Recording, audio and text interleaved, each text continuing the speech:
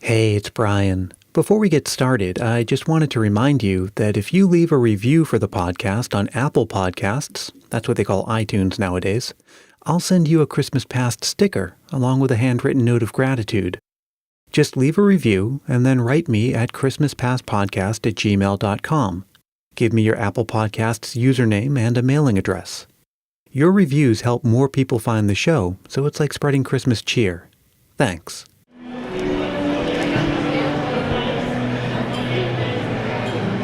I'm strolling down the streets of Victorian London, past the tailor shop and the baker selling mince pies, rubbing elbows with lords and ladies, lots of waxed mustaches and fur hand muffs to be seen, when I come across a group of musicians out in front of a tavern.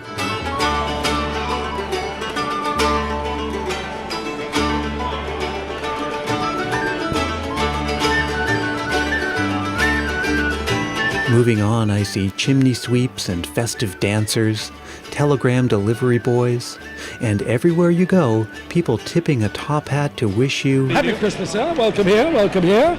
Now, if it sounds like I've gone back in time, well, I guess I have. Sorta. But to be more precise, I have gone to the Cow Palace in San Francisco for the 36th annual Dickens Fair, where from late November through Christmas Eve, this cavernous expo center is transformed into something like a walk-in Victorian Christmas postcard. You can meet old Fezziwig and Father Christmas,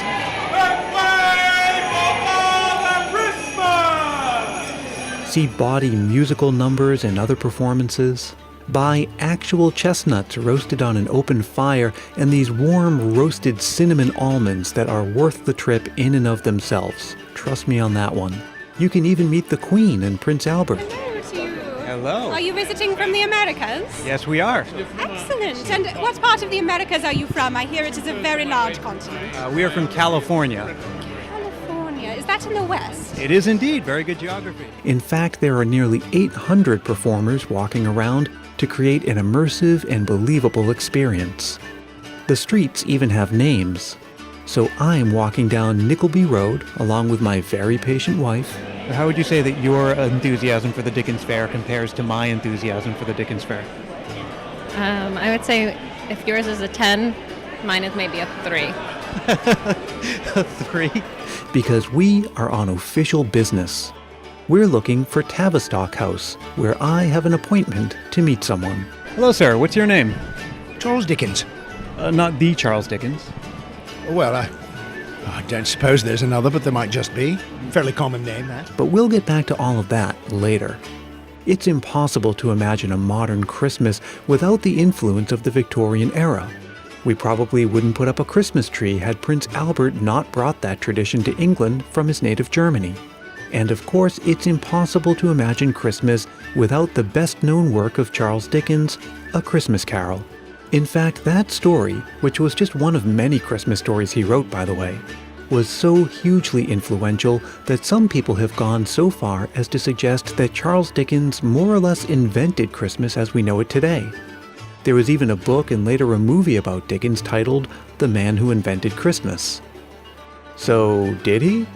That's why I'm here. Well, that and the cinnamon almonds, to get to the bottom of the story straight from the source. I'm Brian Earl. This is Christmas Past.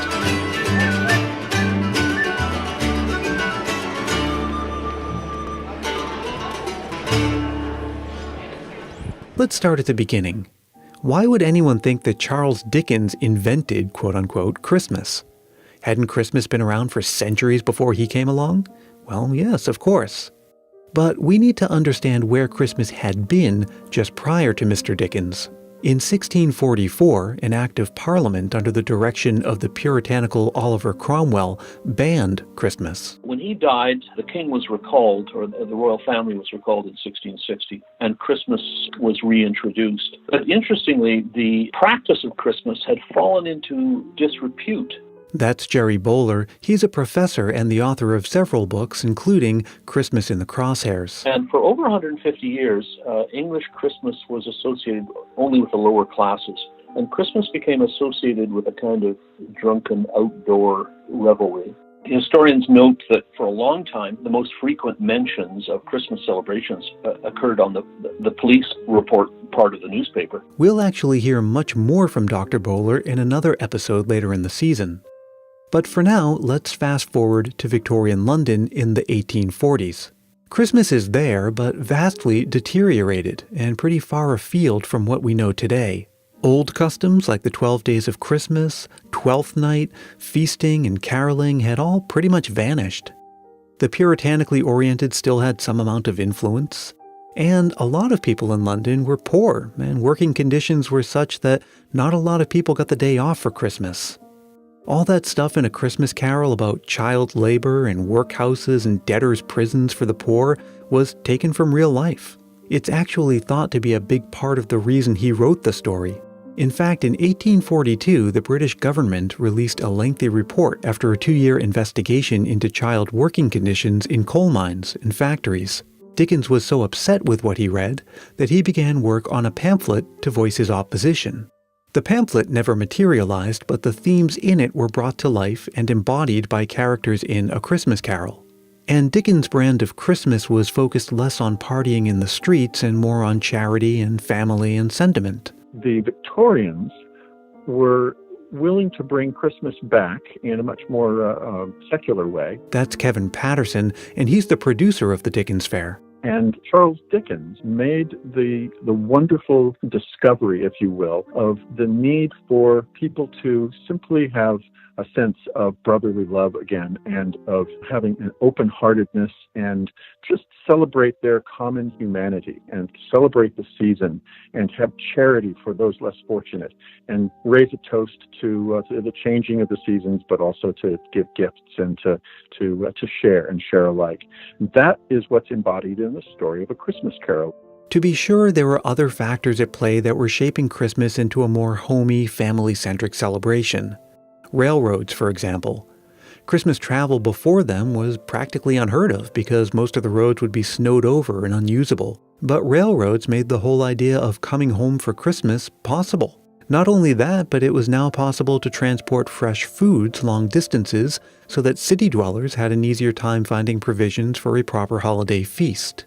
So we can say that Dickens was at least part of the puzzle. Through his story, he was able to spread far and wide a brand of Christmas celebrated in a certain way and with a certain framing. To get the full scoop, let's go back to Tavistock House in London, or the Cow Palace if you want to be a stickler, and get it straight from the source.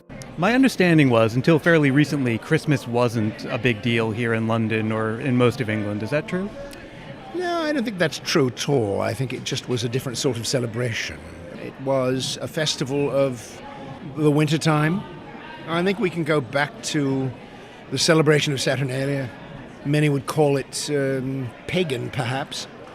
Certainly with the name reference to the Roman form, Saturnalia. But it's an ancient celebration of wintertime in which, at the darkest of winter, lights are brought out to remind ourselves that the light is even in the darkest place. And this is really the celebration of Christmas. But that isn't the point. That's not the point of Christmas at all. And I suppose it may be said of Christmas, the way we see it now, that my framing in A Christmas Carol and certain other stories I've written, a lovely little piece called A Christmas Tree, celebrates that the visual of Christmas, the senses of Christmas. The Christmas with the star or the angel on top of the tree and all the gifts stacked in the branches and so on. This is something I've written about, and it really wasn't me, but I wrote about it, and there's the key. So I really think I probably have framed it in a way that hasn't been known before, but Christmas has definitely been with us for a very long time. I wish I could stay in this magical Christmas world forever, but I have to return to 2018.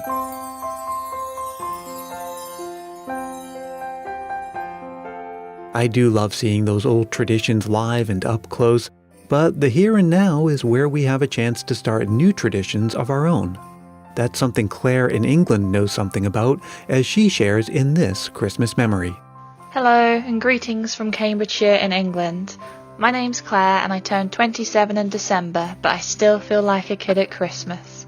I love the time with my family and my friends, and I love the traditions that we keep. Whether that's decorating the Christmas tree with my mum or listening to carols at the local church on Christmas Eve. This is the second year with my boyfriend Jack, And with that, I wanted a new tradition, one that all generations and hopefully future ones can participate in. This year, alongside the Christmas crackers at dinner time, we'll be reading a poem about someone else in the room. We've already picked the names out of a hat to give us plenty of time to get creative. It seems like Christmas has evolved for centuries, so I thought we'd start something new. Merry Christmas, everyone. I really want to hear an example of the kind of poem she's describing. Maybe she'll share it in the Christmas Past Facebook group. Are you a member of the Facebook group? You should be. It's awesome. And you know what else would be awesome? Sharing your own Christmas memory. It's never too late. Record a voice memo into your phone and send it to christmaspastpodcast@gmail.com. Or leave a voicemail on my Google Voice line at 650-394-7162. Christmas Past is produced in sunny San Mateo, California by yours truly, Brian Earl. Thanks to Jerry Bowler, Kevin Patterson, and Charles Dickens. He also sometimes goes by the name of Robert Young. Thanks to Claire in England, and as always, thank you for listening. Do you want to see pictures of the Dickens Fair, including one of me interviewing Father Christmas? Well, then you'll want to head over to christmaspast.media and check out the show notes for this episode. And yep, that is the actual web address, christmaspast.media. I know it sounds funny, but you'll get used to it. While you're there, you can also check out all of the quizzes and articles and infographics and announcements and everything else there that I've made for you.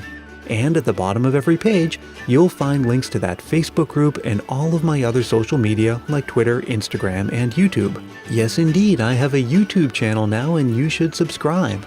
You know what else you should subscribe to? This podcast. That way you won't miss anything because this season's just getting started. And I've got some surprises for you. I don't want you to miss anything. This show is a proud member of the Christmas Podcast Network, a collection of the best Christmas shows around. Ones like Hallmark and Jess, where Mark and Jessica laugh, shout, and probably sing too much as they break down Hallmark Channel movies. Find out more about Hallmark and Jess and all the other great Christmas Podcast Network shows at christmaspodcastnetwork.com. Wow, we're barely a week into the Christmas season and it already feels like it's going by too fast. But let's enjoy it while it lasts, so please join me again next time for more stories from Christmas Past.